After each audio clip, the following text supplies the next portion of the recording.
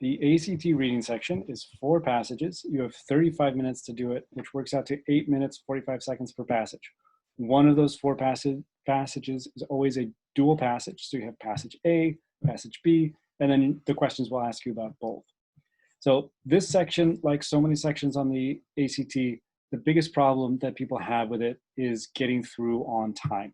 So a couple things to keep in mind for doing that. So number one, you have to read quickly. There's really just no way to avoid that. But when you read, you at least need to come away from it, reading the passage, with knowing the main idea.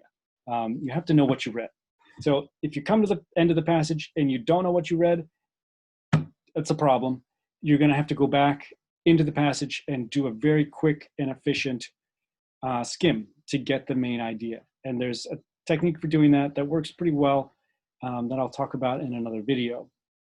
The other thing to keep in mind while you're reading, some passages will have a lot of people and places and things in them, a lot of different names. And the questions will take all those names and jumble them together. They'll mismatch a person with a place and a place with a thing, I don't know. So if you can keep all of that straight, make a special effort while you're reading to keep all of that straight. Don't just gloss over someone's name from some university who said something about this other thing. Try to keep that straight, who's who in the passage while you're reading. As far as actually answering the questions, a really good strategy is to pretend that they are not multiple choice at first.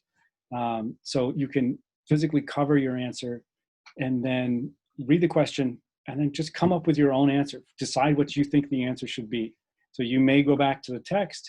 You may just go from your memory, what you remember of the passage. And then once you decide what the answer ought to be, then you can look at your answer choices and see which one of those matches your opinion. So a couple of things with this. Number one, you want to trust that you're capable of reading something and understanding it. You are, so have some faith, and you want to have your own understanding of the text, your own interpretation. Those questions and the answer choices, they're not there to help you. They're there to trip you up and trick you.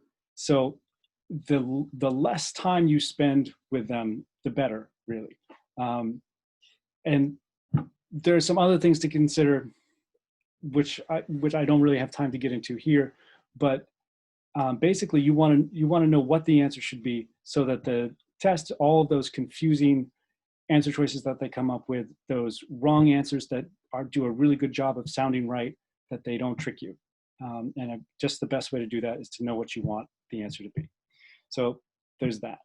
Now, as far as reading and answering questions, it's tough to go back to the passage for every question on the ACT, which means that you have to trust your memory on some questions.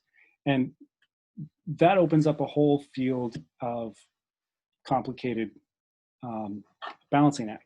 So if maybe you're someone who wants to read a little bit more slowly, but retain more information and answer the questions more quickly.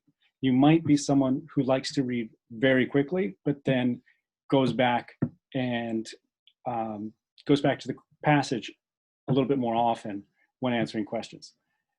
The ideal situation is if you can read very quickly and remember everything, but not too many of us can do that. So for the rest of us, we have to kind of find the right balance.